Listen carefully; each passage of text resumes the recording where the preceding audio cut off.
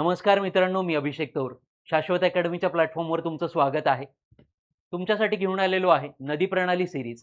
पण त्या मुख्य घटक बघण्याच्या आधी आपण पहिल्यांदा डिस्कस केलं पाहिजे की नदी प्रणाली या चॅप्टरमध्ये नेमकं वाचायचं काय आहे. तो घटक आपल्या डोक्यामध्ये क्लिअर असेल तर पुढच्या गोष्टी आपल्याला इझी जाणार आहेत. मग बघा, एखाद्या नदी प्रणालीचा अभ्यास करत असताना आपण काय वाचणं अपेक्षित आहे? तर पहिल्यांदा मुख्य नदीचा अभ्यास करायचा आहे. मुख्य नदीचा उगम कुठल्या भागामध्ये होतो, ती कुठल्या कुठल्या जिल्ह्यांमधून प्रवास करते, पुढे कुठल्या कुठल्या राज्यांमधून प्रवास करते, कुठल्या समुद्राला जाऊन ती मिळत असते. हा सगळा भाग जो आहे, तिची लांबी महाराष्ट्रामध्ये कुठली आहे, किती आहे आणि भारतामध्ये किती आहे, हा सगळा घटक आपल्याला या ठिकाणी मुख्य नदीच्या बाबत लक्षात घ्यायचा आहे. त्यानंतरचा घटक येतो तो म्हणजे उपनद्या. उपनद्या या भागामध्ये आपल्याला दोन भाग पडतात की डाव्या बाजूनी मिळणाऱ्या आणि उजव्या बाजूनी मिळणाऱ्या. म्हणजे आयोग कशा पद्धतीचा प्रश्न आपल्याला विचारत असतं की डाव्या बाजूनी कुठली नदी मिळते, उजव्या बाजूनी कुठली नदी मिळते. मग तो सगळा घटक आपल्याला बघायचा आहे. पुढे बघायचं आहे ते म्हणजे उगम स्थळ. उपनद्या कुठल्या भागामध्ये उगम पावतात, हा सगळा कंटेंट आपल्याला बघायचा आहे. त्यानंतर येतो महत्वाचा ते म्हणजे संगम स्थळ. मुख्य नदीला उपनद्या कुठल्या भागामध्ये मिळतात आणि उपनद्यांच्या उपनद्या या कुठल्या भागामध्ये त्यांना मिळत असतात, हा सगळा भाग आपल्याला बघायचा आहे. त्यानंतरचा येतो घटक तो म्हणजे काठावरची शहरं.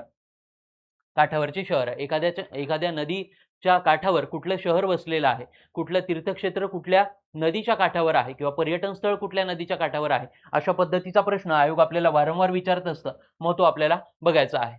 पुढे येतं ते म्हणजे धरण किंवा जलसिंचन प्रकल्प. हे कुठल्या नदीवर कुठला धरण उभारलेला आहे किंवा कुठला जलसिंचन प्रकल्प उभारलेला आहे याच्यावर आयोगाचा प्रश्न असतो. मग त्याच्याच पुढे जाऊन तो धरण किंवा ते जलसिंचन प्रकल्प कुठल्या शहरामध्ये आहे, जिल्ह्यामध्ये आहे, याच्यावर आयोग प्रश्न विचारत असतं. मग हा सगळा जो भाग आहे म्हणजे हे 6 जे घटक आहेत ते आपल्याला बघायचे आहेत. तर चालू करूयात. पहिली नदी प्रणाली आपल्याला बघायची आहे ती म्हणजे कुठली आहे? भीमा नदी प्रणाली. भीमा नदी प्रणाली यामध्ये माझ्या मागे तुम्हाला एक कलरफुल मॅप दिसतोय बघा. सुंदर मॅप आहे. या मॅपमध्ये भीमा ही मुख्य नदी जी आहे तिचा प्रवाह दर्शवलेला आहे आणि जे निळ्या कलर मध्ये दाखवलेलं आहे ते सगळं भीमा नदीचं खोरं आपल्याला बघायला भेटतं. हे सगळं जे आहे ते भीमा नदी खोरं आहे मित्रांनो. म्हणजे यामध्ये भीमा हा मुख्य प्रवाह पण येतो आणि तिच्या उपनद्या कुठल्या असतील तो सगळा प्रवाह त्यांनी मिळून बनवलेला हा जो प्रदेश आहे, हा प्रदेश काय म्हणून गणला जातो? तर भीमा नदी खोरं म्हणून ओळखला जातो. ठीक आहे. मग पहिल्यांदा बघूयात आपण मुख्य नदी जी आहे, मुख्य नदी प्रवाह जो आहे भीमा नदी, हिच्याबद्दल आपल्याला बघायचं आहे. चलो. तर उगम कुठे होतो भीमा नदीचा? तर भीमाशंकर या ठिकाणी भीमा नदीचा उगम झालेला आपल्याला दिसतो. भीमाशंकर हे ठिकाण आहे. कुठल्या जिल्ह्यामध्ये आहे? तर बघा, पुणे जिल्ह्यामध्ये हे ठिकाण आपल्याला बघायला भेटतं. पुणे जिल्ह्यामध्ये. अजून काय वैशिष्ट्य आहे भीमाशंकरचं? तर 12 ज्योतिर्लिंग जे आहे, 12 ज्योतिर्लिंगापैकी एक असणारं हे भीमाशंकर आपल्याला बघायला भेटतं. 12 ज्योतिर्लिंगापैकी एक असणारं हे भीमाशंकर आहे. लक्षात ठेवायचं आहे, भीमा नदीचा उगम कुठे झालेला आहे? मग भीमाशंकर या भागामध्ये झालेला आहे. पुणे जिल्हा तो आहे. त्यानंतर आपल्याला बघायचं आहे कुठल्या कुठल्या जिल्ह्यांमध्ये या नदी खोरं वसलेलं आहे. तर बघा, पहिल्यांदा पुणे हा जिल्हा आहे. पुणे जिल्हा लक्षात घ्या. बघा, संपूर्ण पुणे जिल्ह्यामध्ये भीमा नदीचं खोरं जे आहे ते आपल्याला बघायला भेटतं. म्हणजे संपूर्ण पुणे हा जिल्हा झाला. त्यानंतर दुसरा आहे ते म्हणजे सोलापूर. सोलापूर सगळ्या सोलापूर जिल्ह्यामध्ये भीमा नदी खोऱ्याचा विस्तार आपल्याला बघायला भेटतो. म्हणजे स्टेटमेंट काय लक्षात ठेवणार आहात? मग पुणे आणि सोलापूर. पुणे आणि सोलापूर हे महाराष्ट्रातले 2 जिल्हे आहेत. ते संपूर्णतः भीमा नदीच्या खोऱ्यामध्ये येतात. संपूर्णतः भीमा नदीच्या खोऱ्यामध्ये येतात. बघा, स्टेटमेंट बेस्ड प्रश्न आयोगाने विचारायला खूप चालू केलेला आहे आजकाल आणि हे स्टेटमेंट तुमच्या लक्षात राहणं महत्वाचं आहे. बरं झाले, पुणे आणि सोलापूर जिल्हे झाले. आता इतर जिल्हे बघूयात आपण की नदी खोऱ्याचा जो विस्तार आहे तो कुठल्या कुठल्या जिल्ह्यांमध्ये झालेला आहे. तर तिसरा महत्वाचा जिल्हा आहे तो म्हणजे अहिल्यानगर जिल्हा. अहिल्यानगर जिल्ह्यामध्ये भीमा नदीच्या उपनद्यांचा हा सगळा प्रदेश आपल्याला बघायला भेटतो. त्यानंतर बीडचा काही भाग, बीड जिल्हा जो आहे त्याचा काही भाग, त्याच्यामध्ये भीमा नदी खोरं वसलेला आहे. त्यानंतर येतो तो म्हणजे धाराशिव जिल्हा. धाराशिव जिल्हा बघा, या ठिकाणी भीमा नदी खोऱ्यातल्या ज्या उपनद्या आहेत त्यांचा प्रवाह आपल्याला बघायला भेटतो. त्यानंतर बघितलं आपण तर सातारा, सातारा जिल्ह्यातही आहे आणि सांगली जिल्ह्यामध्ये पण थोडा विस्तार आपल्याला या नदी खोऱ्याचा झालेला बघायला भेटतो. लक्षात आलं मग? संपूर्णतः भीमा नदीच्या खोऱ्यामध्ये येणारे 2 जिल्हे लक्षात ठेवायचे आहेत, ते म्हणजे कुठले आहे? पुणे आणि सोलापूर. पुणे आणि सोलापूर हे 2 जिल्हे आहेत जे संपूर्णतः भीमा नदीच्या खोऱ्यामध्ये येत असलेले जिल्हे आपल्याला बघायला भेटतात. त्यानंतर बघा, भीमा नदीचा महाराष्ट्रामधला जो विस्तार आहे, महाराष्ट्रामधला विस्तार जो आहे तो किती आहे? तर 451 किलोमीटरचा हा विस्तार आपल्याला बघायला भेटतो. किती किलोमीटर आहेत? लक्षात ठेवायचं आहे, 451 किलोमीटरचा विस्तार हा महाराष्ट्रामध्ये तिचा बघायला भेटतो. प्रवाह जो आहे तो 451 किलोमीटर ट्रॅव्हल करून ती पुढे कर्नाटकमध्ये प्रवेश करताना आपल्याला दिसते. कर्नाटकमध्ये प्रवेश करताना आपल्याला दिसते भीमा नदी. बघा, यावरून लक्षात घ्यायचं आहे की महाराष्ट्राचा विचार करत असताना, महाराष्ट्राचा जेव्हा आपण विचार करतो, स्टेटमेंटकडे लक्ष द्या मित्रांनो, महाराष्ट्राचा जेव्हा आपण विचार करतो आहोत तेव्हा भीमा नदी ही स्वतंत्र नदी आहे. भीमा नदी खोऱ्याचं जे खोरं आहे ते स्वतंत्र खोरं म्हणून अभ्यासलं जातं महाराष्ट्राचा जेव्हा विचार करतोय. पण तेच भारताचा विचार करत असताना, भारताचा जर विचार केला तर भीमा नदी ही कृष्णेची उपनदी आहे. कृष्णेची उपनदी आहे. कृष्णेची उपनदी भीमा आपल्याला बघायला भेटते. म्हणजे आयोगाने स्टेटमेंट दिलं की महाराष्ट्राचा विचार करत असताना भीमा नदी खोरं हे स्वतंत्र नदी खोरं आहे, तर स्टेटमेंट बरोबर आहे. भारताचा विचार करत असताना भीमा नदी ही कृष्णेची उपनदी आहे, तर ते पण स्टेटमेंट काय येणार आहे मित्रांनो? बरोबर येणार आहे. आता त्यामागचं कारण लक्षात घेऊयात की भीमा नदी जेव्हा 451 किलोमीटर ट्रॅव्हल करून महाराष्ट्रातून बाहेर पडते तेव्हा ती कर्नाटकमध्ये कृष्णा नदीला मिळते. कुठलं स्टेट आहे? तर कर्नाटकमध्ये कृष्णा नदीला मिळते. स्थान लक्षात घ्या मित्रांनो, रायचूर जवळ कुरगुड्डी नावाचं ठिकाण आहे. कुरगुड्डी हे ठिकाण आहे. या ठिकाणी भीमा नदी ही कृष्णा नदीला मिळताना आपल्याला दिसते. लक्षात घ्यायचं आहे, कर्नाटक मधलं रायचूर हे ठिकाण आहे आणि स्पेसिफिक बोलायचं झालं तर कुरगुड्डी हे ठिकाण आहे ज्या ठिकाणी भीमा नदी ही कृष्णेला मिळताना आपल्याला दिसते. मग या ठिकाणी काय लक्षात घेणार आहात? 451 किलोमीटरचा महाराष्ट्रातला प्रवास, त्यानंतर कर्नाटक रायचूर या ठिकाणी कुरगुड्डी या ठिकाणी ती कृष्णा नदीला मिळते आणि तिचा एकंदर जो विस्तार आहे महाराष्ट्रामधला जे नदीखोरं पसरलेलं आहे ते आपण या ठिकाणी बघितलेलं आहे. अजून या ठिकाणी अजून एक लक्षात घ्यायचं आहे मित्रांनो की भीमा नदीचा जो प्रवाह आहे, प्रवाह कुठल्या दिशेने वाहतो? तर आग्नेय दिशा आहे. आग्नेय दिशा लक्षात ठेवायची आहे. आग्नेय दिशा लक्षात ठेवायची आहे. साधारणतः जेव्हा बोलत असताना साधारणतः आयोगाने शब्द वापरला तर तिचा प्रवाह कसा आहे? तर पूर्वेकडे आहे. ठीक आहे, साधारणतः आपण विचार केला तर पूर्वेकडे आपल्याला म्हणता येईल. पण एक्झॅक्ट स्पेसिफिक जर आपल्याला बघायला झालं, स्पेसिफिक दिशा जर आपल्याला बघायला झाली तर ती कुठली आहे मित्रांनो? अशा पद्धतीनं ती वाहत जाते. मग ती दिशा कुठली आहे? तर आग्नेय ही दिशा आहे. साऊथ ईस्ट असं तिला इंग्लिशमध्ये म्हणतात. साऊथ ईस्ट ही दिशा आहे. साऊथ ईस्ट दिशेला तिचा प्रवाह वाहत गेलेला आपल्याला दिसतो.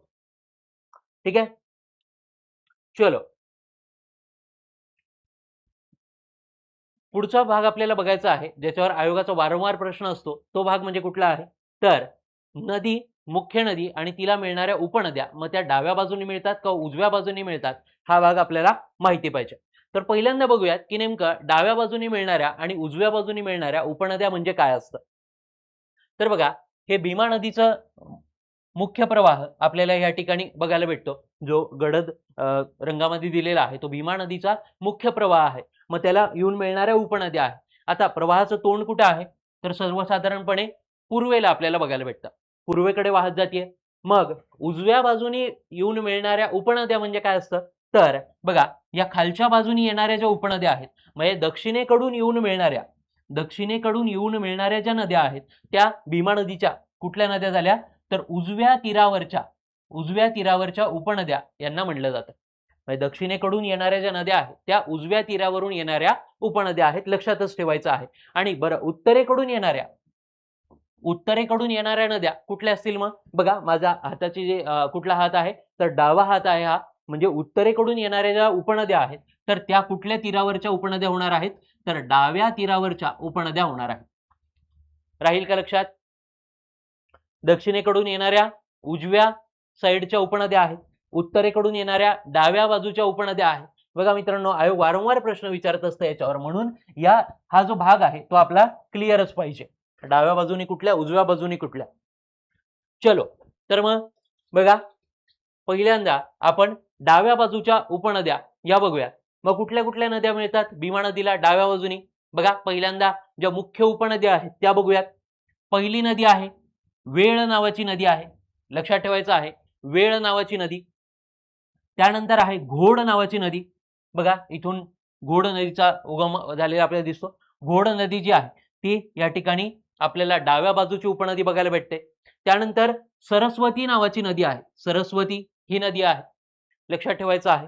त्यानंतर मुख्य नदी जी आहे, मुख्य उपनदी म्हणजे सर्वात लांब असणारी उपनदी ही आहे ती म्हणजे सीना, आणि ती डाव्या बाजूनी मिळते, डाव्या बाजूनी मिळते, लक्षात ठेवायचं आहे.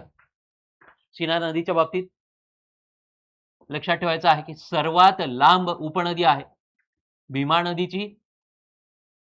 सर्वात लांब असणारी उपनदी कुठली असा प्रश्न जर आयोगाने विचारला तर त्याचं उत्तर काय द्यायचं आहे? सीना ही नदी आहे. सीना नदी सर्वात लांब उपनदी आहे भीमेची, आणि ती कुठल्या बाजूनी मिळते तर डाव्या बाजूनी मिळते, डाव्या बाजूनी मिळते. मग अजून एक उपनदी राहिलेली आहे ती म्हणजे बोरी नावाची उपनदी आहे, बोरी उपनदी. या झाल्या भीमेला मिळणाऱ्या डाव्या बाजूच्या मुख्य उपनद्या. मुख्य उपनद्या कुठल्या कुठल्या आहेत परत एकदा रिपीट करतो, बघा लक्षात घ्या, पाठच करा. वारंवार आयोग ह्याच्यावर आपल्याला प्रश्न विचारत असतं. कुठली नदी आहे? वेळ नदी आहे, वेळ. त्यानंतर घोड नदी आहे, घोड नावाची नदी आहे. त्यानंतर सरस्वती ही नदी आहे, सरस्वती नाव लक्षात ठेवायचं आहे. त्यानंतर सीना नावाची उपनदी आहे, सीना, तिच्या बाबतीत लक्षात ठेवायचं आहे सर्वात लांब उपनदी आहे भीमेची. त्यानंतरचा भाग आहे किंवा नदी आहे ती म्हणजे बोरी ही उपनदी आपल्याला बघायला भेटते. मग या उपनद्यांना मिळणाऱ्या अजून उपनद्या आहेत, त्यांच्या ट्रिब्युटरीज आहेत, त्या पण लक्षात घ्यायच्या आहेत. बघा, घोड नदीला 2 नद्या मिळतात. बघा, घोड नदीच्या उपनद्या असणाऱ्या 2 नद्या आहेत, त्या कुठल्या आहेत तर मीना ही उपनदी आहे आणि कुकडी नावाची उपनदी आहे. मीना आणि कुकडी या कोणाच्या उपनद्या आहेत? घोड नदीच्या उपनद्या आहेत, घोड नदीच्या उपनद्या आहेत. म्हणून पर्यायानं त्या काय आहेत तर भीमा नदीच्या उपनद्या झालेल्या आपल्याला बघायला भेटतात. उपनद्यांच्या उपनद्या पण आपल्याला पाठ करायच्या आहेत.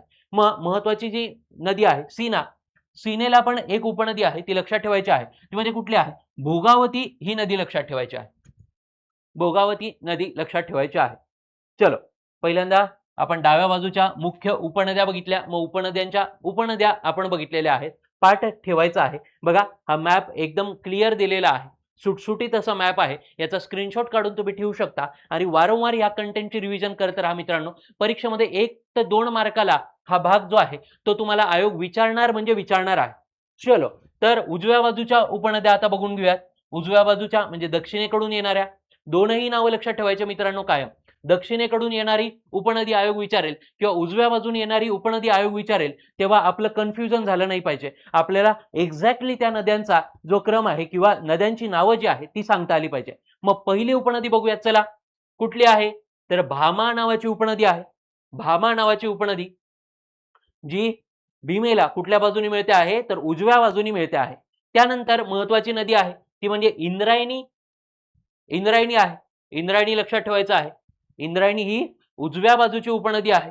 त्यानंतर मुळा मुठा ही नदी आहे, मुळा मुठा संयुक्त प्रवाह आहे त्यांचा, 2 नद्या आहेत मुळा आणि मुठा, यांचा संयुक्त प्रवाह हा उजव्या बाजूनी भीमा नदीला मिळताना आपल्याला दिसतो. त्यानंतरची नदी आहे महत्वाची ती म्हणजे बघा नीरा नावाची उपनदी आहे, नीरा नदी आहे, ती उजव्या बाजूने मिळते.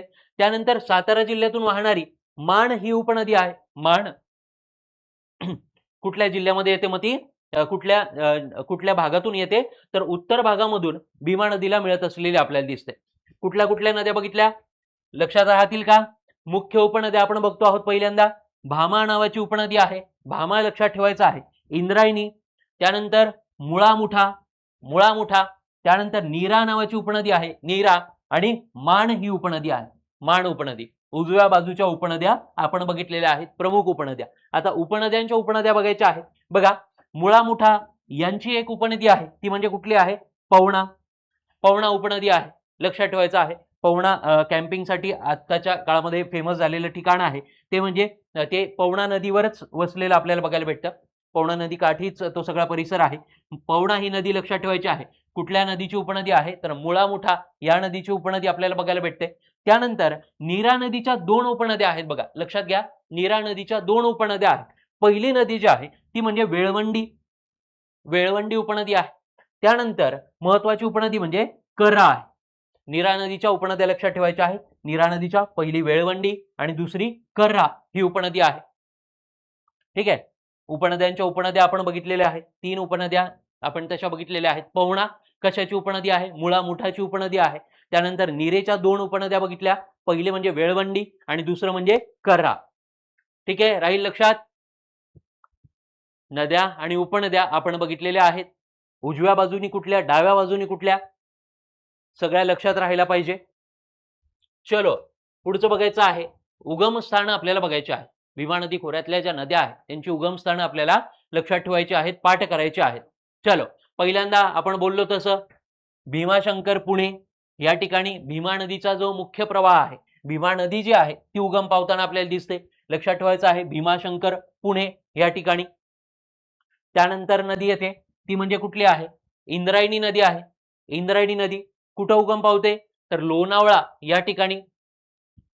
लोणावळा या ठिकाणी कुठली नदी उगम पावते? तर इंद्रायणी नदी उगम पावते. त्यानंतर महत्वाच्या ज्या 2 नद्या आहेत, मुळा नदी, मुळा नदी कुठल्या तालुक्यामध्ये उगम पावते? तर वेल्हे तालुका आहे, पुणे जिल्ह्यातला वेल्हे तालुका आहे, त्या ठिकाणी कुठली नदी उगम पावते? मुळा नदी उगम पावताना आपल्याला दिसते. त्यानंतर मुळशी तालुक्यामध्ये मुठा नदी उगम पावते. मुळशी तालुका, कोळशी नावाचं ठिकाण आहे मुळशी तालुक्यामध्ये, त्या ठिकाणी मुठा नदीचा उगम झालेला आपल्याला बघायला भेटतो. ठीक आहे, उगमस्थानं बघतो आहोत मित्रांनो, पाठच ठेवायचे आहेत. त्यानंतर महत्वाची नदी आहे ती म्हणजे नीरा. नीरा ही नदी आहे. नीरा नदी उगम कुठं पावते? वरंधा घाटामध्ये उगम पावते मित्रांनो. वरंधा घाट, भोर, पुणे. घाट प्रदेश पाठ करत असताना तुम्ही पाठ केलेला असेल की वरंधा घाट हा कुठल्या 2 शहरांना जोडण्याचं काम करतो? तर पुणे आणि महाड या 2 जिल्ह्यांना जोडण्याचं काम हा वरंधा घाट करत असतो. आणि त्या घाटामध्ये कुठली नदी उगम पावते? नीरा नावाची जी उपनदी आहे ती उगम पावताना आपल्याला दिसते. चलो लक्षात राहील. पुढची नदी वेळवंडी उपनदी आहे. वेळवंडी नावाची उपनदी आहे. कुठल्या भागामध्ये उगम पावते? तर भोर तालुक्यामध्ये उगम पावताना आपल्याला दिसते. भोर तालुक्यामध्ये हे उगम पावताना दिसते. लक्षात घ्या मित्रांनो, वेळवंडी नदी भोर तालुक्यामध्ये उगम पावते आणि भोर तालुक्यामध्येच ती काय नीरेला मिळते. भोर तालुक्यामध्येच नीरेला मिळते. जेव्हा आपण संगमस्थळ बघणार आहोत तेव्हा तो घटक सांगेल. पुढची नदी महत्वाची ती म्हणजे कुठली आहे? माण नावाची उपनदी आहे. माण नावाची उपनदी कुठं उगम पावते? तर सोनाबाई डोंगर आहे. सोनाबाई डोंगर जिल्हा लक्षात ठेवायचा आहे सातारा जिल्हा. सातारा जिल्ह्यामध्ये माण ही जी नदी आहे तिचा उगम झालेला आपल्याला बघायला भेटतो. उजव्या बाजूच्या ज्या उपनद्या आहेत त्यांचा जो उगम आहे तो आपण बघितलेला आहे. आता डाव्या बाजूच्या उपनद्या त्यांचा उगम कुठं होतो ते बघायचं आहे. बघा महत्वाची उपनदी घोड नदीची ती म्हणजे कुकडी. कुकडी ही उपनदी आहे. हिचा उगम कुठं होतो? तर नाणेखडी, जुन्नर या भागामध्ये होतो. जुन्नर जो पुण्याचा सर्वात उत्तरेकडचा तालुका आहे त्याच्यावर आयोगाने प्रश्न पण विचारलेला होता. तर त्या तालुक्यामध्ये नाणेखडी नावाचं ठिकाण आहे. नाणेखडी त्या ठिकाणावर कुकडी ही नदी उगम पावले आपल्याला दिसते. त्यानंतरचा भाग आहे ते म्हणजे घोड नदी. घोड नदी कुठं उगम पावते? तर गावडेवाडी, जुन्नर या भागामध्ये. जुन्नर तालुक्यामध्येच ती उगम पावते. फक्त तिचं ठिकाण लक्षात ठेवायचं आहे गावडेवाडी. आयोग स्पेसिफिक ठिकाणावर आपल्याला प्रश्न विचारत असतो मित्रांनो, व्यवस्थित पाठ करायचा आहे. त्यानंतर महत्वाची उपनदी जी आहे सीना नदी कुठे उगम पावते? तर हरिश्चंद्र डोंगर, अहिल्यानगर या ठिकाणी उगम पावताना आपल्याला दिसते. हरिश्चंद्र डोंगर अहिल्यानगर मध्ये जो आहे त्या ठिकाणी सीना नदीचा उगम झालेला आपल्याला बघायला भेटतो. लक्षात आलं. डाव्या बाजूच्या उपनद्यांचा उगम आपण बघितलेला आहे. उजव्या बाजूच्या उपनद्यांचा उगम बघितलेला आहे. एवढ्याच नद्या पाठ करा मित्रांनो. एवढ्याच नद्यांचे उगमस्थान हे लक्षात ठेवा. प्रश्न सुटेल म्हणजे सुटेल. बी मेन्स मध्ये आणि ग्रुप सी तलाठीची जी पूर्व परीक्षा आहे 25 ऑक्टोबरला त्यामध्ये याच कंटेंटवर प्रश्न आयोग आपल्याला विचारणार आहे मित्रांनो. पाठच ठेवायचा आहे. चलो पुढे बघायचं आहे संगमस्थळ. बघा एकदम सुटसुटीत करून दिलेला आहे. स्वतःच्या हाताने हे सगळे नकाशे जे आहेत ते बनवलेले आहेत. हाताने म्हणजे कम्प्युटरवरच बनवलेले आहेत. पण सुटसुटीत व्हावं म्हणून प्रत्येक भागाचा वेगळा नकाशा या ठिकाणी दिलेला आहे. उपनद्यांचा असेल, उगमस्थळाचा असेल, आता संगमस्थानांचा पण वेगळा नकाशा तुमच्या समोर अवेलेबल झालेला आहे मित्रांनो. सगळी संगमस्थानं हे आपल्याला आता पाठच झाली पाहिजे. चलो पहिलं आपण बघितलेलं होतं जी भीमा नदी आहे. भीमा नदी एका नदीची उपनदी आहे. कुठली उपनदी आहे? कृष्णेची उपनदी आहे. मग तिचं संगम स्थान आपल्याला माहित असणं अपेक्षित आहे. ते कुठं आहे? कर्नाटक राज्यामध्ये रायचूर नावाचं ठिकाण आहे. त्या ठिकाणी कुरगुटी या ठिकाणी ही भीमा नदी जी आहे ती कृष्णा नदीला मिळताना आपल्याला दिसते. ठीक आहे, मुख्य नदीचं जो संगम स्थान आहे ते आपल्याला माहिती झालं. त्यानंतर बघायचं आहे, बघा भामा नदी. भामा ही जी नदी आहे या नदीचा जो प्रवाह आहे तो भीमा नदीला कुठं मिळतो? तर पिंपळगाव पुणे या ठिकाणी ही भामा नदी जी आहे ती भीमा नदीला मिळते. लक्षात ठेवा, भामा नदी ही कुठं मिळते? पिंपळगाव पुणे या ठिकाणी भीमा नदीला मिळत असलेली आपल्याला दिसते. त्यानंतर महत्वाची नदी आहे ती म्हणजे कुठली नदी आहे? इंद्रायणी नदी. इंद्रायणी नदी ही कुठं मिळते भीमेला? तर स्थान लक्षात ठेवायचं आहे तुळापूर. तुळापूर पुणे या ठिकाणी इंद्रायणी नदी आणि भीमा नदी यांचा संगम होताना आपल्याला दिसतो. बघा, स्क्रीनशॉट काढून घ्या, पाठच करायचा आहे. त्यानंतर बघा, मुळा आणि मुठा या नद्यांचा संगम आधी होतो, तो आपण आधी बघून घेऊयात. कुठं होतो? संगमपूल पुणे या ठिकाणी. पुणे शहराचा जो भाग आहे त्या भागामध्ये संगमपूल या ठिकाणी मुळा आणि मुठा या दोन नद्या एकत्र येतात आणि पुढं त्यांचा संयुक्त जो प्रवाह आहे तो मुळा मुठा म्हणून ओळखला जातो. मुळा मुठा म्हणून ओळखला जातो. मग हा संयुक्त प्रवाह जो आहे तो कुठं जाऊन मिळतो भीमा नदीला? तर रांजणगाव सांडस, रांजणगाव पुणे त्याचं नाव एक्झॅक्ट काय आहे? रांजणगाव सांडस लक्षात ठेवायचं आहे. रांजणगाव या ठिकाणी मुळा मुठा या ज्या दोन नद्यांचा संयुक्त प्रवाह आहे तो भीमा नदीला मिळतो, लक्षात ठेवायचा आहे. ठीक आहे, पुढची उपनदी महत्वाची ती म्हणजे कुठली आहे? बघा, कुठली आहे? नीरा नदी. नीरा मुख्य उपनदी आपण बघितलेली आहे. मग तिचा जो संगम आहे तो या ठिकाणी भीमा नदीला होतो. कुठलं ठिकाण आहे? लक्षात ठेवायचं आहे नीरा नरसिंगपूर किंवा नीरा नरसिंहपूर हे ते ठिकाण आहे. नीरा नरसिंगपूर किंवा नीरा नरसिंहपूर हे ठिकाण लक्षात ठेवायचं आहे. नीरा नदीचा संगम भीमा नदीला होतो. मग नीरा नदीला महत्वाची एक नदी येऊन मिळते ती म्हणजे कुठली आहे? कर्हा नावाची. कर्हा नावाची कुठे संगम होतो? तर सोनगाव नावाचं ठिकाण आहे. बघा, या ठिकाणी दिलेलं आहे सोनगाव, बारामती साईडला हे गाव आपल्याला बघायला भेटतं. सोनगाव बारामती पुणे जिल्ह्याचा भाग आहे. त्या ठिकाणी नीरा आणि कर्हा या दोन नद्यांचा संगम होताना आपल्याला दिसतो. त्यानंतरची माण नदी. माण नदी कुठं मिळते? उंचेवण. उंचेवण नावाचं ठिकाण आहे, त्या ठिकाणी भीमा नदीला मिळताना आपल्याला दिसते. भीमा नदीला माण नदी ही कुठं मिळते? मग उंचेवण या ठिकाणी मिळताना आपल्याला दिसते. लक्षात ठेवायचं. चला चला, काय आहे मग? परत आपल्याला बघायचं घोड नावाची नदी आहे. घोड नावाची नदी बघा या ठिकाणी संगम झालेला आहे. घोड नावाच्या नदीचा या ठिकाणी संगम झालेला आहे भीमाशी. नाव काय आहे ठिकाणाचं? या ठिकाणी दिले बघा, सांगवी दुमाले. सांगवी दुमाले या ठिकाणी अहिल्यानगर मधला भाग आहे. या ठिकाणी भीमा नदीला घोड नावाची नदी येऊन मिळताना आपल्याला दिसते.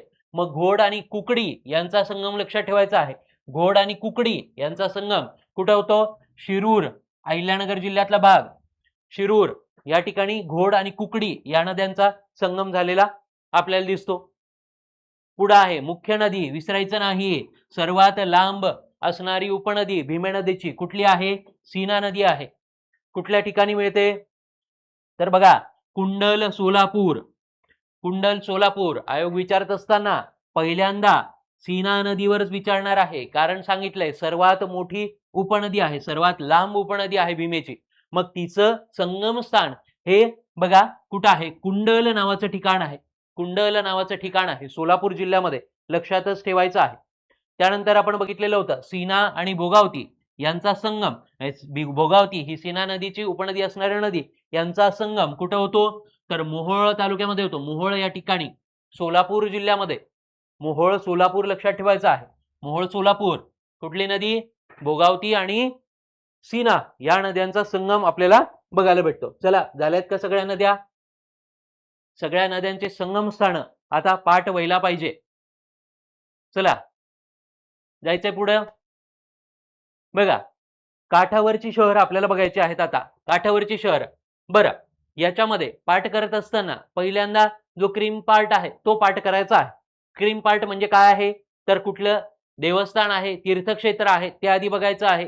त्यानंतर दुसरी शहर पाठ करत असताना जिल्ह्याच्या शहराचा जो भाग आहे, जिल्ह्याचं शहर समजा छत्रपती संभाजीनगर, हा जे शहराचं स्थान आहे ते कुठं आहे तर खाम नदीवर आहे. मग ते पाठ करायचं आहे. पहिल्यांदा पाठ करताना काय सांगितलेलं आहे की तीर्थक्षेत्र किंवा देवस्थान ज्या भागामध्ये आहे ते पहिले पाठ करून घ्यायचं. बघा या ठिकाणी देहू आळंदी, देहू आणि आळंदी हे दोन जी तीर्थक्षेत्र आहेत, संतभूमी ज्या आहेत त्या कुठं आहेत तर कुठल्या नदीवर आहेत तर इंद्रायणी या नदीवर आहे. इंद्रायणी या नदीवर असलेले आपल्याला हे दोन ठिकाणं बघायला भेटतात, देहू आणि आळंदी. देहू संत तुकाराम यांचं गाव आहे आणि आळंदी संत ज्ञानेश्वरांचं गाव आहे. ठीक आहे, लक्षात ठेवायचं आहे. देहू आणि आळंदी कुठल्या नदीवर इंद्रायणी नदीवर आहे. चलो पुढं बघा जेजुरी आणि मोरगाव, जेजुरी मोरगाव हे ठिकाण काय पाठ करायचे आहेत तर जेजुरी या ठिकाणी आपल्याला देवस्थान बघायला भेटतं. मोरगावला अष्टविनायकापैकी गणपतीचं ठिकाण असणारं हे मोरगाव हे ठिकाण आहे. नदी पाठ करायची आहे. कुठल्या नदीवर आहेत मग हे दोन्ही ठिकाणं कर्हा नदीवर आहेत. कर्हा नावाची नदी आपण बघितलेली होती, नीरेची उपनदी. नीरेची उपनदी असणारी कर्हा नदी कुठं मिळते नीरेला सोनगाव बारामती या ठिकाणी ती नीरेला मिळत असते, लक्षातच ठेवायचंय. मग जेजुरी आणि मोरगाव ही जी ठिकाणं आहेत ती कुठल्या नदीवर आहेत तर कर्हा नदीवर आहेत. चलो भीमा नदीच्या बाबतीत अगेन एक महत्वाचं तीर्थक्षेत्र आहे, महाराष्ट्राचं आराध्य दैवत पंढरपूर. ठीक आहे, महाराष्ट्राचं आराध्य दैवत असणारं विठ्ठलाचं जे शहर आहे ते कुठं आहे पंढरपूर. आणि पंढरपूर कुठल्या नदीवर आहे तर भीमा नदीवर आहे. भीमा नदीवर आहे, लक्षात घ्या मित्रांनो. ब्रॅकेटमध्ये काय दिलेलं आहे चंद्रभागा दिलेला आहे. आपण कधी पण पंढरपूरचा जेव्हा उल्लेख करतो तर चंद्रभागा नदीचा उल्लेख करत असतो मित्रांनो, चंद्रभागा या नदीचा उल्लेख करत असतो. मग विद्यार्थ्यांचं कन्फ्युजन होतं की भीमा नदी वेगळी आणि चंद्रभागा नदी वेगळी का सर, तर असं नाहीये मित्रांनो. भीमा नदी जेव्हा पंढरपूरमध्ये प्रवेश करते तर तिचा आकार हा चंद्रासारखा होतो. तिचा आकार हा चंद्रासारखा झालेला आपल्याला बघायला भेटतो. म्हणून पंढरपूर या ठिकाणी या तीर्थक्षेत्राच्या ठिकाणी जी नदी आहे तिला नाव काय आहे तर चंद्रभागा आहे. चंद्रभागा आहे, लक्षात ठेवायचं आहे. मूळची भीमा नदीच आहे, भीमा नदीच आहे, पण चंद्राचा आकार घेतल्यामुळं तिचं नाव काय आहे चंद्रभागा आहे, लक्षात ठेवायचं आहे. चलो पुढचं बघायचंय काठावरचं शहर ते म्हणजे कुठलं आहे ओझर नावाचं शहर आहे. ओझर नावाचं शहर अष्टविनायकाचं शहर आहे. अगेन लक्षात ठेवायचं आहे अष्टविनायकाचं शहर आहे. कुठल्या नदीवर आहे मग कुकडी नावाच्या नदीवर आहे. कुकडी नावाच्या नदीवर आहे ओझर शहर, कुकडी नावाच्या नदीवर असलेलं आपल्याला बघायला भेटतं. ठीक आहे, झालं पाठ. त्यानंतर बघा भोर, भोर हे जे शहराचं ठिकाण आहे कुठल्या नदीवर आहे वेळवंडी नदीवर आहे. वेळवंडी नदीवर आहे. तुम्हाला सांगितलेलं होतं की वेळवंडी नदी ही भोर तालुक्यामध्येच उगम पावते आणि भोर तालुक्यामध्येच ती कुठल्या नदीला मिळते लवकर सांगायचंय. वेळवंडी नदी कोणाची उपनदी आहे बघा, आठवतंय का? बघा वेळवंडी नदी कोणाची उपनदी आहे नीरेची उपनदी आहे, लक्षात ठेवायचं आहे. कर्हा आणि वेळवंडी या दोन नद्या आपण बघितलेल्या होत्या. वेळवंडी मिळते उजव्या बाजूनी, वेळवंडी मिळते उजव्या बाजूनी. बोरच तालुका आहे, बोर तालुका लक्षात ठेवायचा आहे फक्त. या तालुक्यामध्येच वेळवंडी आणि नीरा यांचा प्रवाह एकत्र येताना दिसतो. आणि कर्हा ही जी आहे ती नीरेची डाव्या बाजूची उपनदी आहे. हा सगळा जो घटक आहे तो एवढ्या डिटेलमध्ये करायचा असतो मित्रांनो, मगच आपल्याला मार्क मिळतात आणि आपल्याला पोस्ट मिळत असते. सगळा जो कंटेंट आहे तो डिटेलमध्ये या ठिकाणी घेतो आहे. बघा पुढचं बघायचं आहे नदी खोऱ्यातली धरणं जी आहे, नदी खोऱ्यातली धरणं आपल्याला बघायची आहे. एकदम शांततेत वाचा मित्रांनो, शांततेमध्ये व्हिडिओ बघा. बघा पहिलं जे आहे पहिलं धरण चासकमाड नावाचं धरण आहे. चासकमाड कुठल्या नदीवर आहे भीमा नदीवर आहे. भीमा नदीवर, ठीक आहे. चासकमाड धरण भीमा नदीवर आहे, खेड तालुक्यामध्ये येतं. खेड तालुक्यामध्ये बघा मॅक्सिमम जी धरणं आहेत बघा या ठिकाणी दिसत असेल की पुणे हा एकमेव जिल्हा लागलेला आहे. पुणे हा एकमेव जिल्हा आहे. म्हणजे भीमा नदीवर जे मॅक्सिमम जे प्रकल्प उभारण्यात आलेले आहेत, धरणं जी उभारण्यात आलेली आहेत ते पुणे जिल्ह्यामध्ये उभारण्यात आलेली आहेत. लक्षात ठेवायचं आहे पुणे जिल्ह्यामध्ये उभारण्यात आलेली आहे. चलो पुढचं ठोकरवाडी मावळ तालुक्यामध्ये, मावळ प्रदेशामध्ये ठोकरवाडी नावाचं धरण आहे. कुठल्या नदीवर आहे तर इंद्रायणी नदीवर आहे. इंद्रायणी नदी लक्षात ठेवायची आहे. त्यानंतर पवना, पवना हे जे आहे लोणावळा भागामध्येच आहे. नदी लक्षात ठेवायची आहे, पवना ही नदी आहे, पवना नदी आहे. आता आपण बघितलं मुळा मुठा नदीची जी उपनदी आहे ती पवना आहे, पवना आहे आणि तिच्यावर धरण बांधलेलं आहे. त्या धरणाचं नावच काय आहे तर पवना धरण आहे. चलो पुढचं नीरा देवधर. नीरा देवधर नावातच आहे बघा, नीरा देवधर. नदी कुठली असणार आहे तर नीरा नदी आहे, नीरा नदी आहे. मग अशा ठिकाणी म्हणजे हे जे दोन आपण बघितले 3 आणि 4 नंबरचे, या ठिकाणी आयोग प्रश्न कुठे विचारणार आहे? नदीवर प्रश्न विचारेल का? नदीवर प्रश्न विचारेल का? तर नाही, कारण की इझी पार्ट आहे. इझी पार्टवर आयोगाला प्रश्न विचारायचेच नाही. त्याला काय करायचं आहे, तुम्ही ज्या ठिकाणी कन्फ्यूज होणार आहात तो पार्ट तो तुम्हाला विचारणार आहे. मग नीरा देवधर आणि पवना हे जे दोन धरणं आहेत यांच्या बाबतीत आयोगाचा प्रश्न कसा असेल, कुठल्या जिल्ह्यामध्ये हा भाग येतो, कुठल्या जिल्ह्यामध्ये ही धरणं येतात. तर मग लक्षात ठेवायचं आहे पुणे जिल्ह्यामध्ये ही धरणं येतात. ठीक आहे. कुठल्या पण नदी जेव्हा आपण अभ्यास करतो आहोत, धरणांचा अभ्यास करतो आहोत, त्या ठिकाणी नदी आणि धरणाचं नाव सेम असेल तर त्या ठिकाणी लक्षात ठेवायचं आहे की जिल्ह्यावर प्रश्न येणार आहे, ते कुठल्या ठिकाणी आहेत त्याच्यावर प्रश्न येणार आहे. ठीक आहे. म्हणून लक्षात घ्यायचं आहे पवना आणि नीरा हे कुठं आहेत तर पुणे जिल्ह्यामध्ये आहेत.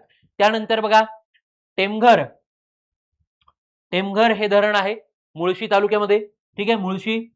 टेमघर धरण कुठली नदी आहे तर मुठा नदी आहे. बघा मित्रांनो या ठिकाणी दिसतंय का? दिसत नसेल तरी लक्षात घ्या, थोडस या ठिकाणी कलर जो आहे तो वेगळा गेला पाहिजे होता. टेमघर धरण कुठं आहे तर मुठा नदीवर आहे. मुठा नावाची नदी आहे बघा, या ठिकाणी लिहून देतोय, मुठा नावाची नदी आहे. त्या नदीवर टेमघर धरण लक्षात ठेवायचं आहे, टेमघर धरण जे आहे. चलो 5 धरणं बघितलेली आहेत बघा. मटोबा. मटोबा नावाचं धरण आहे, कुठल्या भागामध्ये आहे? दौंड पुणे या भागामध्ये आहे मटोबा नावाचं धरण. कुठल्या नदीवर आहे तर भीमा नदीवर आपल्याला बघायला भेटतं, भीमा नदीवर. चलो भीमा नदीवर. त्यानंतर 2 धरणं आहेत, एक वळवण, वळवण आणि दुसरा आहे भुशी डॅम. पहिला आहे वळवण आणि दुसरा आहे भुशी डॅम. कुठल्या नदीवर आहे मित्रांनो? इंद्रायणी नदीवर आहे, इंद्रायणी नदीवर. लोणावळ्याचा हा सगळा पार्ट आपल्याला बघायला भेटतो. चलो पुढचं महत्वाचं धरण कुठलं आहे? पाणशेत. पाणशेत धरण आहे. कुठल्या नदीवर आहे ते बघा आधी. आंबी नावाची नदी लक्षात ठेवायची आहे. कुठली नदी आहे? आंबी नदी, आंबी नदी. पाणशेत धरण.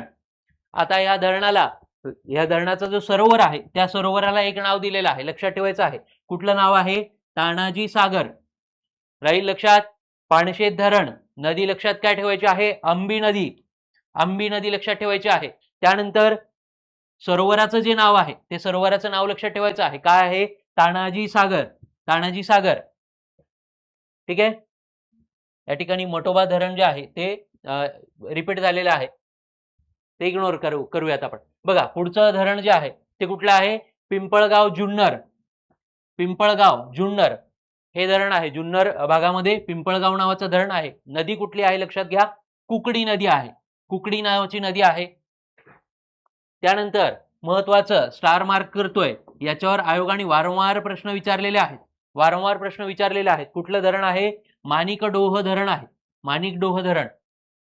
नदी लक्षात ठेवायची आहे, कुकडी नदी आहे. कुकडी नावाची नदी जी आपण बघितलेली होती त्याच्यावर माणिकडोह नावाचं धरण आहे. ठीक आहे. कुकडी कोणाची उपनदी आहे? वारंवार आठवायचं आहे मित्रांनो, कुकडी उपनदी कोणाची आहे? घोडची उपनदी आहे. आणि त्याच्यावरचे हे 2-3 धरणं जे आहेत ते आपल्याला लक्षात ठेवायचे आहेत. त्यामध्ये पण स्टार मार्क करून दिलंय माणिकडोहला. ठीक आहे. पुढचं आहे येळगाव. येळगावचं धरण कुकडी नदीवर आहे, पुणे जिल्ह्याचाच तो भाग आहे. जुन्नर तालुक्यामध्येच ही 3 धरणं आपल्याला बघायला भेटतात. पण 3 धरणापैकी पण जो आयोगाचा फेवरेट आहे ते म्हणजे माणिकडोह धरण आहे. त्यानंतरचं आहे ते म्हणजे डिंभे. डिंभे धरण लक्षात घ्या, आंबेगाव मध्ये आहे. आंबेगाव परिसर जो आहे, घोड नावाची नदी आहे, घोड नदी जी आहे त्या नदीवर हे डिंभे नावाचं धरण आपल्याला बनलेलं दिसतं. डिंभे जिल्हा लक्षात घ्यायचा आहे बघा, वारंवार सांगत नाही पण या ठिकाणी लक्षात घ्या, तो पण पार्ट महत्वाचा आहे की पुणे जिल्ह्यामध्ये ही सगळी धरणं आपण बघतो आहोत. ठीक आहे. जुन्नर तालुका, आंबेगाव तालुका हे तालुके आले म्हणजे पुणे जिल्ह्याचाच भाग आहे, लक्षात घ्यायचं आहे. चलो पुढचं सरसगाव. सरसगावला कुठलं धरण आहे? सरसगाव धरण हे कुठल्या नदीवर आहे? बघा मोसी नदीवर आहे. मोसी नदीवर आहे सरसगाव धरण. याच्या जलाशयाला नाव काय दिलेलं आहे? वीर बाजी पासलकर, वीर बाजी पासलकर सागर म्हणून याच्या जलाशयाला हे नाव दिलेलं आपल्याला दिसतं. मोसी नदीवर आहे. मोसी नदी लक्षात ठेवायची आहे. त्यानंतरचं महत्वाचं धरण आहे भाटघर धरण. भाटघर धरण, भाटघर धरण कुठल्या नदीवर आहे? तर वेळवंडी नदीवर आहे. वेळवंडी नदी. चलो मग तालुक्याचं नाव लगेच वेळवंडी नदी आली म्हणजे लक्षात आलं पाहिजे भोर तालुक्यामध्ये हे धरण असणं अपेक्षित आहे.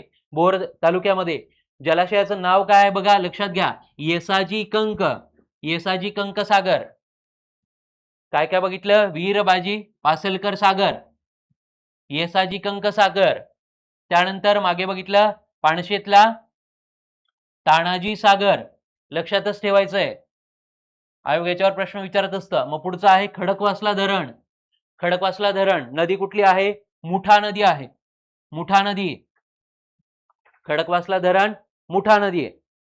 चलो आणि अत्यंत महत्वाचं असणारं कुठलं आहे? तर उजनी धरण. उजनी धरण नदी लक्षात घ्यायची आहे. उजनी धरणाच्या बाबतीत नदी लक्षात घ्यायची आहे. कुठली नदी आहे? तर भीमा नदी आहे. भीमा नदी. भीमा नदी उजनी धरण आहे भीमा नदीवर बांधलेला आहे. आणि त्याचा जो भाग आहे बघा, त्याचा जो सरोवराचा भाग आहे त्याला नाव काय दिलेलं आहे? लक्षात घ्या. वारंवार आयोग इथं प्रश्न विचारतं. काय नाव आहे? यशवंत सागर. यशवंत सागर म्हणून उजनीचा जो सरोवर आहे, जलाशय जो आहे त्याला नाव दिलेलं आपल्याला दिसतं यशवंत सागर. लक्षात ठेवायचं आहे. 4 सागर आपण बघितले, जलाशय बघितलेले आहेत, त्यांचे 4 वेगवेगळी नावं आपल्याला सांगता आली पाहिजे. भीमा नदी लक्षात घ्यायची आहे. भीमा नदी. उजनी धरण. आता उजनी धरणाच्या बाबतीत लक्षात घ्या मित्रांनो, उजनी धरणाच्या बाबतीत कुठं बांधण्यात आलेला आहे?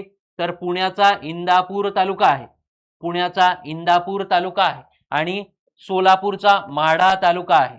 माढा तालुका सोलापूर आणि इंदापूर पुणे हा जो भाग आहे यांच्या सीमावर्ती भागामध्ये हा प्रकल्प जो आहे तो उभारण्यात आलेला आहे.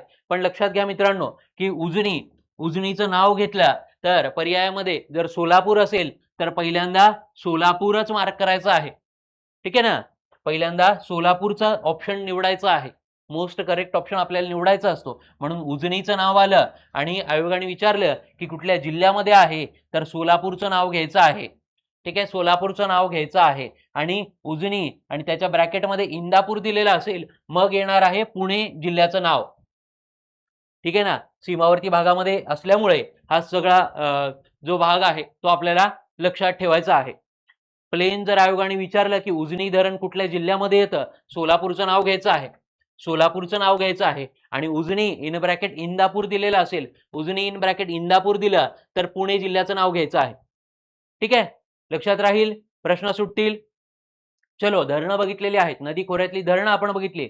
आता शेवटचा जो भाग आहे म्हणजे धरणं बघून झाल्याच्या नंतर पण ज्याच्यावर आयोग आपल्याला प्रश्न विचारतं तो पार्ट कुठला आहे, किंवा जो आपण आधी नद्यांच्या बाबतीत उपनद्या बघत असताना मी तो पार्ट मुद्दामून स्किप केलेला आहे मित्रांनो. का स्किप केलाय? कारण की आपण याच्या मागे लागतो, याच्या मागे लागतो, या आकडेवारीच्या मागे आपण लागत असतो. म्हणजे बऱ्याच 90% विद्यार्थ्यांचा प्रॉब्लेम आहे की त्यांना आकडेवारी बघितली की त्यांना आकडे यायला चालू होते. ठीक आहे, होत असतं मित्रांनो. आकडेवारी पाठ करणं हे काही जोक नाही. दॅट्स नॉट अ जोक मित्रांनो. आकडेवारी ज्याची उत्तम पाठ होते तो खरंच ब्रिलियंट असतो. पण मित्रांनो, परीक्षेची डिमांड लक्षात घ्या. परीक्षेची डिमांड लक्षात घ्या. जेव्हा तुम्हाला आयोग या नद्यांवर प्रश्न विचारणार आहे, नद्यांवर प्रश्न विचारणार आहे, तेव्हा तिच्या लांबीवर खूप तुरळक वेळेस म्हणजे 10 वर्षातून एकदा आयोगाने असा प्रश्न विचारलेला आहे की चला सांगा बा, इंद्रायणी नदीची लांबी किती आहे. 10 वर्षातून एकदा आयोगाने प्रश्न विचारलेला आहे. मग त्याच्यासाठी तुमचं जे बुद्धी आहे ती खर्ची घालू नका मित्रांनो. काय करा तर क्रम लक्षात घ्या. क्रम लक्षात घ्या. म्हणजे आयोगाने जर प्रश्न विचारला की भीमा नदीच्या उपनद्या ज्या आहेत त्यांचा लांबीनुसारचा उतरता क्रम लावा, तर तुम्हाला फक्त हा क्रम आठवला पाहिजे मित्रांनो. फक्त क्रम आठवला पाहिजे. आणि मी तर इतपत म्हणेल की हा सगळा क्रम जरी तुमच्या लक्षात नसेल, फक्त तुम्हाला ट्रेंड माहिती असेल तर तुमचं काम भागणार आहे, तर तुमचं उत्तर येणार आहे. ठीक आहे, एलिमिनेशन टेक्निक वापरायची, मिनिमम डाटा वापरायचा आणि उत्तरापर्यंत जायचं मित्रांनो, जास्त पाठांतर करायचं नाही. ठीक आहे, महेश सर म्हणतात तशाप्रमाणे लेस इज मोर मित्रांनो, जेवढं कमीत कमी डाटा पाठ करता येईल तेवढा पाठ करा. फक्त तो डाटा असा पाठ करा की ज्याच्यातून प्रश्न सुटले पाहिजे. ठीक आहे, नाही तर तुम्ही म्हणाल कमीत कमी एवढ्या 7 नद्यांचंच मी लांबी पाठ करतो सर, नाही चालणार मित्रांनो. तुम्हाला काय पाठांतर करायचं ते लक्षात आलं पाहिजे.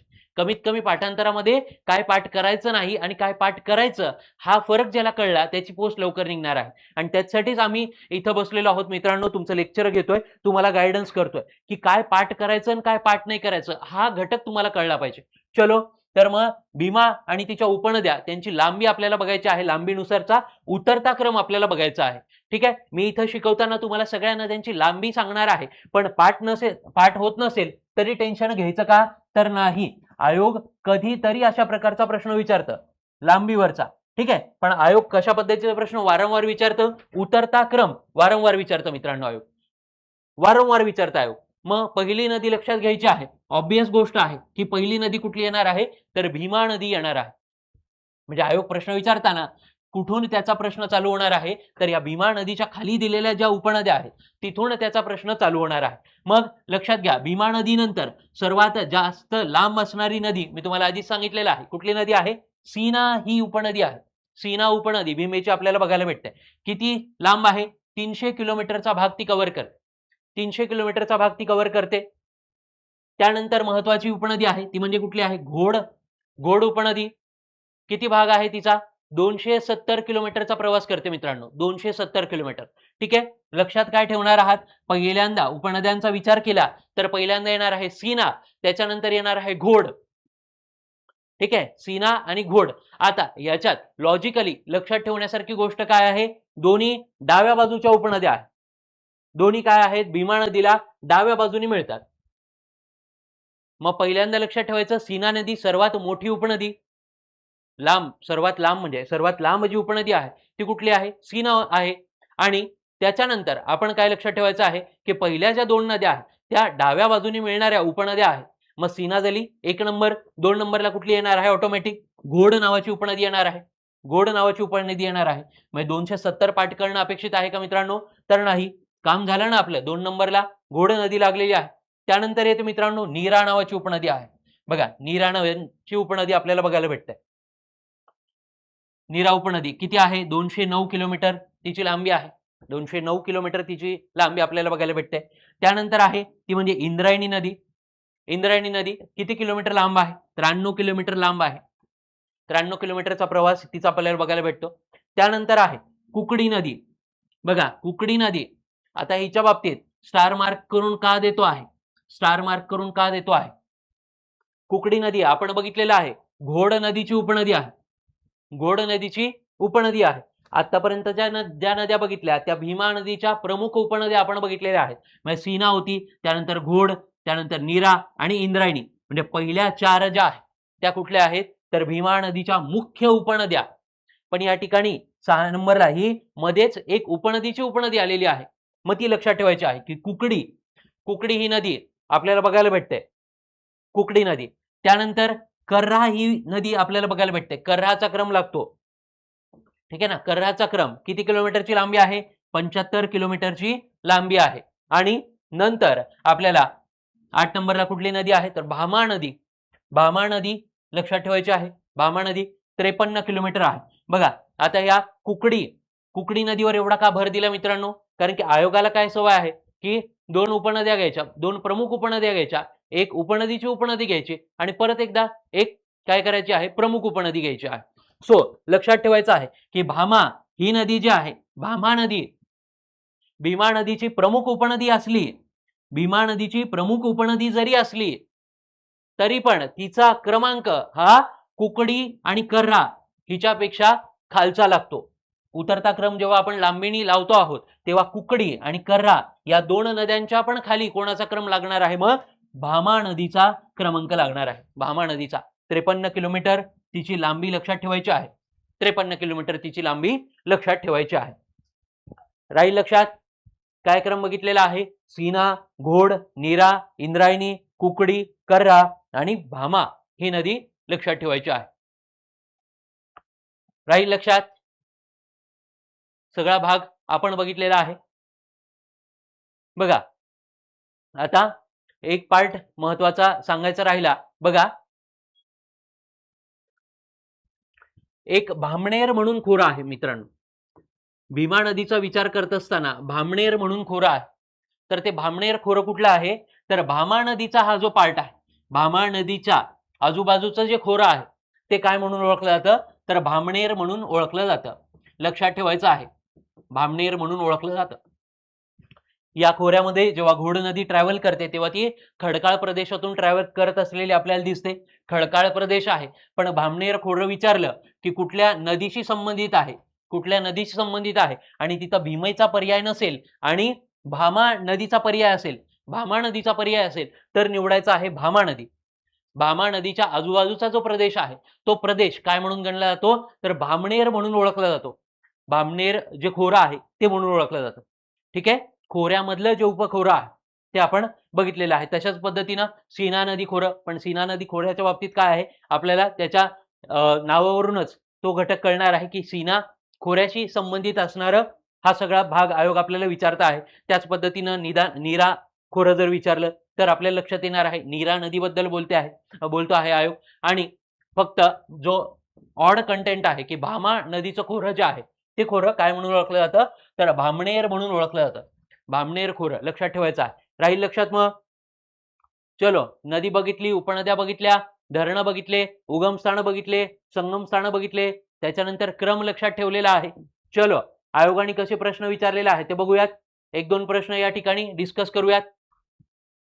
चलो बघा, खालीलपैकी कोणती नदी काही क्षेत्रात कुठला भाग पुणे आणि सोलापूर, पुणे आणि अहमदनगर जिल्ह्यांची नैसर्गिक सीमा आहे?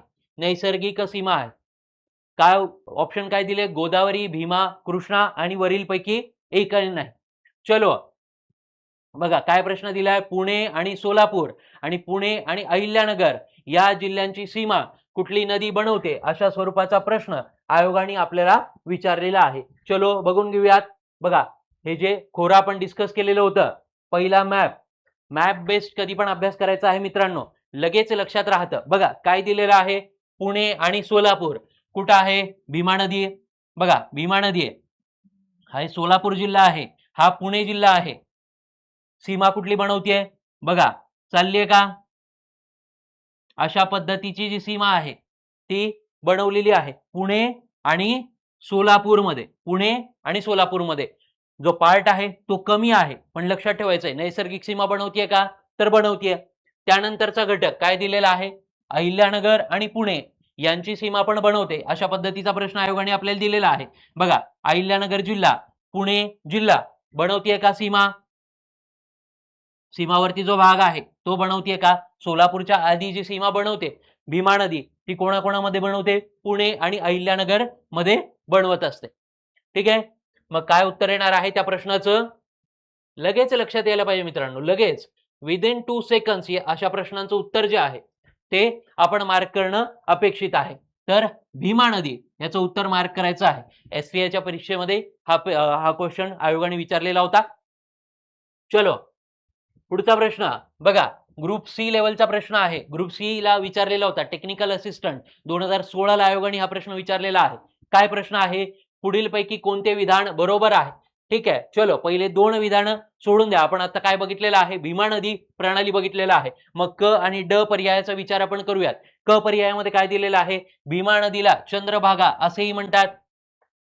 भीमा नदीला चंद्रभागा असेही म्हणतात का? चंद्रभागा असेही म्हणतात का? तर बरोबर आहे, चंद्रभागा म्हणतात. आपण कुठलं तीर्थक्षेत्र बघितलेलं होतं? पंढरपूर. पंढरपूरमध्ये भीमेला काय म्हणतात? चंद्रभागा म्हणतात. म्हणजे क जे ऑप्शन दिलेलं आहे ते बरोबर दिलेलं आहे.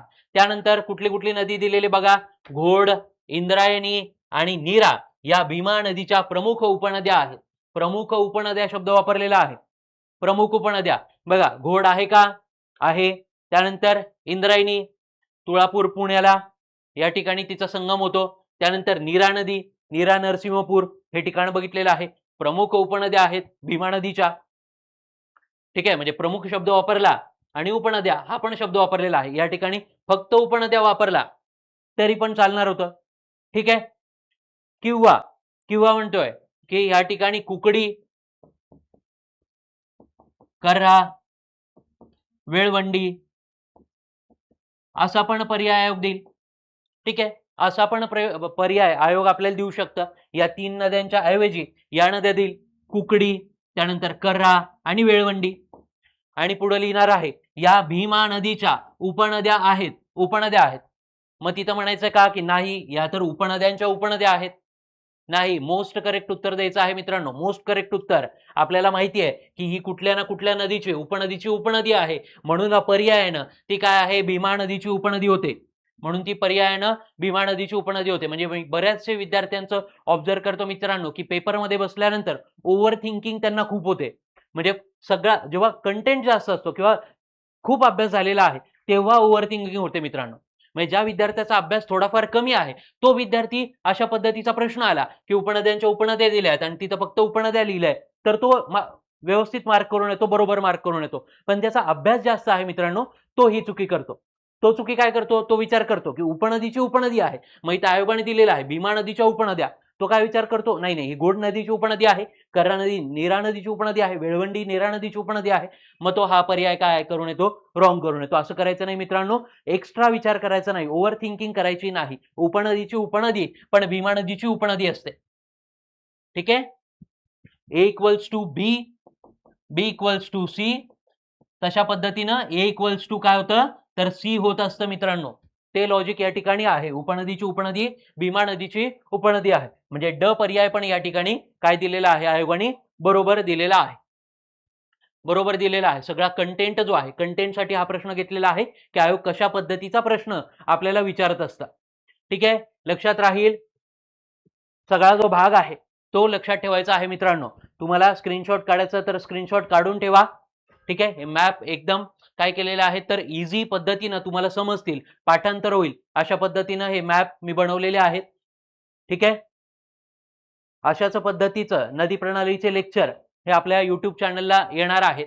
नक्कीच ते लेक्चर बघा. तुम्हाला परीक्षेमध्ये 2 मार्कांचा तरी फरक किंवा 2 मार्कांचं तुमचं ऍडिशन हे होणार आहे या एका लेक्चर बघितल्यामुळे. ठीक आहे. चलो पुढच्या लेक्चरमध्ये भेटूयात. पुढच्या लेक्चरमध्ये नवीन नदी प्रणाली त्याच्याबद्दलचा सगळा जो कंटेंट आहे तो आपण बघणार आहोत. चलो थँक्यू.